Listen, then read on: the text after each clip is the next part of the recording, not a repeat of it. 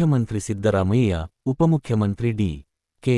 ಶಿವಕುಮಾರ್, ಮಾಜಿ ಮುಖ್ಯಮಂತ್ರಿ ಬಸವರಾಜ ಬೊಮ್ಮಾಯಿ, ಸಚಿವೆ ಲಕ್ಷ್ಮೀ ಹೆಬ್ಬಾಳ್ಕರ್ ಮತ್ತು ಇತರ ಅನೇಕ ರಾಜಕೀಯ ನಾಯಕರು ಮೇಟಿ ಅವರ ನಿಧನಕ್ಕೆ ತೀವ್ರ ಸಂತಾಪ ವ್ಯಕ್ತಪಡಿಸಿದ್ದಾರೆ. ವಯೋಸಹಜ ಕಾಯಿಲೆಗಳು ಮತ್ತು ಉಸಿರಾಟದ ತೊಂದರೆಯಿಂದ ಬಳಲುತ್ತಿದ್ದ ಮೇಟಿ ಅವರು ಚಿಕಿತ್ಸೆ ಫಲಕಾರಿಯಾಗದೆ ಕೊನೆಯುಸಿರೆಳೆದರು. ಅವರಿಗೆ ಹೃದಯಸ್ತಂಭನವಾಗಿತ್ತು ಎಂದು ವರದಿಯಾಗಿದೆ.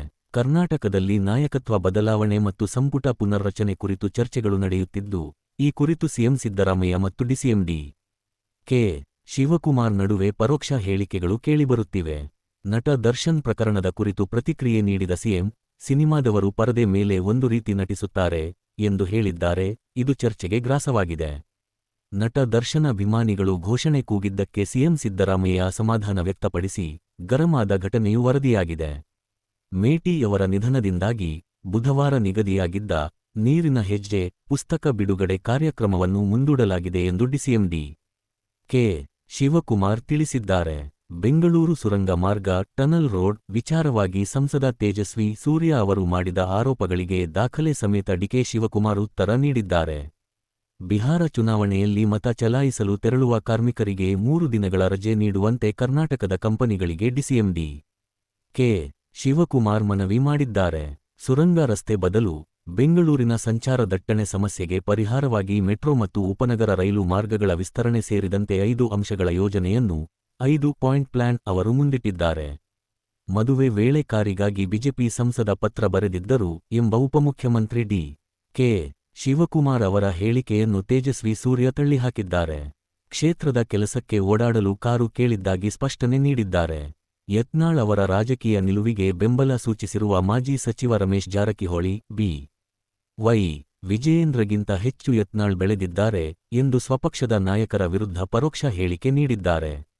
ಕರ್ನಾಟಕ ಬಿಜೆಪಿಯಲ್ಲಿನ ಭಿನ್ನಮತ ಮತ್ತೆ ಮುನ್ನೆಲೆಗೆ ಬಂದಿದ್ದು, ರಮೇಶ್ ಜಾರಕಿಹೊಳಿ ಅವರು ಪಕ್ಷದ ಯಾವುದೇ ಚುನಾವಣಾ ಪ್ರಚಾರ ಕಾರ್ಯಗಳಲ್ಲಿ ಭಾಗವಹಿಸುವುದಿಲ್ಲ ಎಂದು ಹೇಳಿಕೆ ನೀಡಿದ್ದಾರೆ.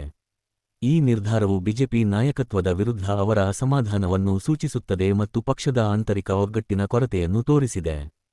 ಹತ್ಯೆ ಮತ್ತು ಅಪಹರಣದಂತಹ ಗಂಭೀರ ಆರೋಪಗಳನ್ನು ಹೊರಿಸಿದಾಗ ದರ್ಶನ್ ಮತ್ತು ಎಲ್ಲ 16 ಇತರ ಆರೋಪಿಗಳು ತಾವು ನಿರ್ದೋಷಿ ಎಂದು ನ್ಯಾಯಾಲಯದಲ್ಲಿ ಹೇಳಿಕೆ ನೀಡಿದ್ದಾರೆ.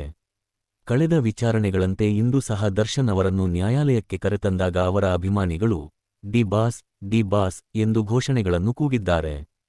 ಹೈಕಮಾಂಡ್ ನಿರ್ಧಾರದಂತೆ ನಾನು ಪೂರ್ಣಾವಧಿ ಸಿಎಂ ಆಗಿ ಮುಂದುವರಿಯುತ್ತೇನೆ ಎಂಬ ಸಿದ್ದರಾಮಯ್ಯ ಅವರ ಹೇಳಿಕೆಗೆ ಪ್ರತಿಕ್ರಿಯಿಸಿದ ಅಶೋಕ್, ಇದು ಮುಖ್ಯಮಂತ್ರಿ ಹುದ್ದೆಗೆ ಸೆಟಲ್ಮೆಂಟ್ ಮತ್ತು ಪೇಮೆಂಟ್ಗಾಗಿ ಒಪ್ಪಂದ ಆಗಿದೆ ಎಂಬುದಕ್ಕೆ ಪುರಾವೆ ಎಂದಿದ್ದಾರೆ. ಕರ್ನಾಟಕದಲ್ಲಿ ಮುಖ್ಯಮಂತ್ರಿ ಮಾಡುವ ಸಂಚು ನಡೆಯುತ್ತಿದೆ ಎಂಬ ಬಿಜೆಪಿ ಸಂಸದ ಲೆಹರ್ ಸಿಂಗ್ ಸರೋಯಾ ಅವರ ಆರೋಪಕ್ಕೆ ಖರ್ಗೆ ಕಡೆಯಿಂದ ಯಾವುದೇ ನೇರ ಪ್ರತಿಕ್ರಿಯೆ ಬಂದಿಲ್ಲವಾದರೂ ಈ ಹಿಂದಿನ ಹೇಳಿಕೆಗಳ ಹಿನ್ನೆಲೆಯಲ್ಲಿ ರಾಜಕೀಯ ವಲಯದಲ್ಲಿ ಚರ್ಚೆಗಳು ನಡೆಯುತ್ತಿವೆ. ಆರ್ಎಸ್ಎಸ್ ಪಥಸಂಚಲನಕ್ಕೆ ಅವಕಾಶ ನೀಡಿರುವ ಕುರಿತು ಕಾಂಗ್ರೆಸ್ ನಾಯಕರು ಮತ್ತು ಸಚಿವರಾದ ಪ್ರಿಯಾಂಕ್ ಖರ್ಗೆ ಪ್ರಶ್ನೆ ಎತ್ತಿದ್ದರು. ಇದಕ್ಕೆ ಸಂಬಂಧಿಸಿದಂತೆ ಯಾವುದೇ ಸಂಸ್ಥೆಗಳ ಚಟುವಟಿಕೆಗಳಿಗೆ ಅವಕಾಶ ನೀಡುವ ವಿಚಾರದಲ್ಲಿ ಸರ್ಕಾರವು ಹೈಕೋರ್ಟ್ನಲ್ಲಿ ತನ್ನ ವಾದ ಮಂಡಿಸಿದ್ದು, ಯಾವುದೇ ಸಂಸ್ಥೆಯನ್ನು ಟಾರ್ಗೆಟ್ ಮಾಡಿಲ್ಲ ಎಂದು ಹೇಳಿದೆ. ಮುಖ್ಯಮಂತ್ರಿ ಕುರ್ಚಿ ಸದ್ಯಕ್ಕೆ ಖಾಲಿ ಇಲ್ಲ ಮತ್ತು ಸಿದ್ದರಾಮಯ್ಯ ಅವರು 2028ರವರೆಗೆ ಪೂರ್ಣಾವಧಿಗೆ ಮುಖ್ಯಮಂತ್ರಿಯಾಗಿ ಮುಂದುವರಿಯುತ್ತಾರೆ ಎಂದು ಅವರು ಸ್ಪಷ್ಟಪಡಿಸಿದ್ದಾರೆ. ಡಿಕೆ ಶಿವಕುಮಾರ್ ಅವರು ಸಿದ್ದರಾಮಯ್ಯ ನಂತರ ಸಿಎಂ ಆಗಲಿ ಎಂಬುದು ಜಮೀರ್ ಅಹ್ಮದ್ ಖಾನ್ ಎಂದಿದ್ದಾರೆ.